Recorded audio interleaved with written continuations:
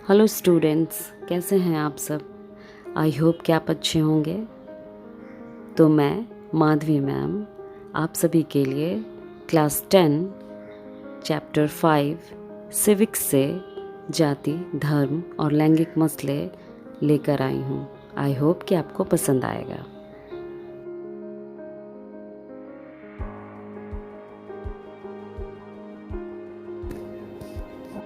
घर के कामकाज महिलाओं द्वारा किए जाते हैं और महिलाओं की देखरेख में नौकरों के द्वारा किए जाते हैं। पुरुषों के द्वारा बाहर के कामकाज किए जाते हैं। वहीं दूसरी ओर महिलाओं को घर की चार दीवारी में समेट कर रखा जाता है। आज का जो हमारा टॉपिक है जाति, धर्म और लैंगिक मसले, ये इसी पर आधारित है। इस लेसन में सबसे पहले हम ये जानेंगे कि इसमें हमें जानना क्या है।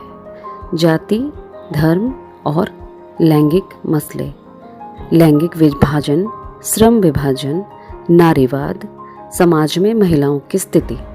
इस लेसन में ये हम इसके बारे में पढ़ेंगे। तो सबसे पहले हम लोग जान लेते हैं बच्चों कि समाज में महिलाओं की क्या स्थिति है। आपने अपने घर पे भी देखा होगा कि महिलाओं को क्या कार्य किया जाता है या उनसे किस तरह की सामाजिक उम्मीद की जाती है, पारिवारिक उम्मीद की जाती है, वे किस तरह से घर के कार्यों का निष्पादन करती हैं। बट आज समय बदल गया है, महिलाएं भी कई जगहों पर बाहर में पुरुषों के कंधे से कंधे मिलाकर कार्य करती हैं।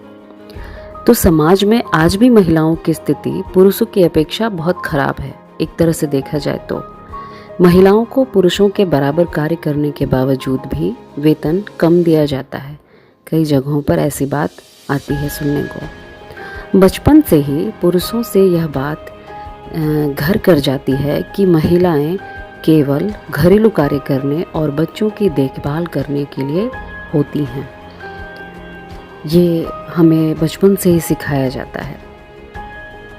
परंतु 2011 जनगणना के अनुसार भारत में महिलाओं की साक्षरता दर 64.60%, जबकि पुरुषों की साक्षरता दर 80.9% है। भारत के अधिकतर क्षेत्रों में लड़कों को ही तहरीज दी जाती है। यही कारण है कि यहाँ भ्रूण लिंग हत्या होती है। इसका अर्थ है कि जिसे लिंग जांच करके लड़कियों को माँ के कोख में ही उनको मार दिया जाता है, जिसे लिंग जांच कहते हैं। इसके बाद केंद्र सरकार ने कानून बनाकर अपराध घोषित किया। लिंग परीक्षण जो होता है उसे अपराध घोषित किया गया। भारत में लिंग अनुपात जनगणना 2011 के अनुसार 940 है। महिलाओं को स्थानीय निकाय, पंचायती राज और नगर पालिका में 33% आरक्षण दिया गया है। अब जब हम अपने टॉपिक में आगे बढ़ते हैं तो नारीवाद समूह हमें पढ़ना है। तो नारीवाद समूह क्या होता है? ऐसे समूह जो औरत और मर्द दोनों के समान अवसरों एवं अधिकारों में विश्वास करते हैं, उन्हें नारीवाद समूह कहा जाता है। इसमें आपका एक इम्पॉर्टेंट चीज़ है पारिवारिक कानून। पारिवारिक कानून जो होता है वो पूरी तरह से परिवार के पर आधारित होता है। परिवारों की जो समस्याएं होती हैं, उनकी जो योजनाएं होती हैं, उसके बारे में यह कानून कार्य करता है। विवाह, तलाक, गोद लेना और उत्तराधिकारी से जुड़े मामलों से संबंधित कानून पारिवारिक कानून कहलाते हैं। ठीक है। अब आप जब अपने चैप्टर में आगे बढ़ेंगे तो उसमें है सांप्रदायिकता। सांप्रदायिकता क्या होता है? जब किसी धर्म के लोग अपने धर्म को दूसरों के धर्म से श्रेष्ठ मानने लगते हैं तो इसे सांप्रदायिकता कहते हैं। सांप्रदायिकता सोच अक्सर अपने धर्म की सत्ता स्थापित करने के फिराक में लगी रहती है। सांप्रदायिकता आधार पर राजनीतिक गोलबंदी होती है। कभी कभी सांप्रदायिकता हिंसा और दंगों का रूप ले लेती है। समझ में आया कि सांप्रदायिकता क्या होती है? दूसरे के धर्म से अपने धर्म को श्रेष्ठ बनाना सांप्रदायिकता होती है। बच्चों, इसके बाद हमें जानना है कि जाति व्यवस्था क्या है। आपने अपने आसपास समाज में भी जाति व्यवस्था देखी होगी। आप भी किसी न किसी से जाति से बिलोंग करते होंगे। मैं भी किसी खास जाति से बिलोंग करती हूँ। समाज में हमारे इसी तरह से जाति व्यवस्था चलती है। तो प्रत्येक समाज में श्रम विभाजन होता है। भारत में श्रम विभाजन भी है, परंतु यह बाकी विश्व से अलग है। यहाँ श्रम विभाजन स्थायी रूप ले चुका है, जो प्राचीन काल से व्याप्त है। इसे व्यवस्था को जाति व्यवस्था कहते हैं। भारत में समाज 4 वर्णों में बटा हुआ है और प्रत्येक वर्ण में अनेक जातियां हैं। कार्य के हिसाब से वर्णों को बांटा गया था। ये वर्ण बाद में चलकर जाति का रूप ले लिया। इसके बाद हमें जानना है कि धर्मनिरपेक्षता क्या होती है। तो इसके बारे में कुछ जान लेते हैं। ऐसी व्यवस्था जिससे राज्य का अपना कोई धर्म नहीं होता है, सभी धर्मों को समान माना जाता है, नागरिकों को भी धर्म अपनाने तथा इसका प्रचार करने की आज़ादी होती है।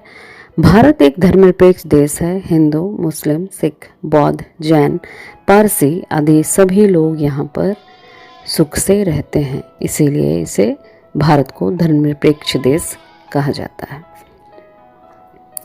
अब हम लेसन में जब आगे बढ़ेंगे तो उसमें हमको पढ़ना है कि वर्ण व्यवस्था क्या है। तो जाति समूहों को पदानुक्रम जिसमें एक जाति के लोग सामाजिक पायदान में हर हल में सबसे ऊपर रहेंगे, तो किसी अन्य जाति के लोग क्रम अनुसार उसके नीचे। जाति के इस प्रकार के व्यवस्था को ही वर्ण व्यवस्था कहा जाता है। भारत में 4 वर्ण हैं: ब्राह्मण, क्षत्रिय, वैश्य और शूद्र। ठीक है, ब्राह्मण, क्षत्रिय, वैश्य और शूद्र। ब्राह्मण जो है वो वर्ण व्यवस्था में सबसे ऊपर हैं, जिनका कार्य है ज्ञान बांटना, पूजा पाठ कराना इत्यादि। क्षत्रिय जो होते हैं वो वर्ण व्यवस्था में दूसरे स्थान पर होते हैं। इनका कार्य है लोगों की रक्षा करना और सेवा करना। वैश्य जो तीसरे पायदान पे है, उनका व्यापार करना और लोगों की रोजमर्रा की ज़रूरतों को पूरा करना। और वर्ण व्यवस्था में सबसे नीचे आते हैं शूद्र। शूद्र जो होते हैं वो नीचे जाति के लोग होते हैं। ये इनका कार्य है ऊपर के तीनों वर्णों के लोगों की सेवा करना। ठीक है, तो बच्चों, मुझे उम्मीद है कि मैंने जो भी अभी आपको समझाया, जाति, समाज, धर्म और लैंगिक मसले, तो ये आपको अच्छी तरह से समझ में आया होगा। और आई होप कि आपने मेरी वीडियो को पसंद भी किया होगा। नेक्स्ट टाइम इसके आगे का जो वीडियो होगा वो जल्दी ही मैं अपलोड करूँगी, और मैं उम्मीद करती हूँ कि आप लोगों ने मेरे वीडियो को पसंद किया होगा। इसलिए बच्चों, मैंने जो होमवर्क दिया है वो भी आपको कंप्लीट करना है। और इन सभी शुभकामनाओं के साथ थैंक यू।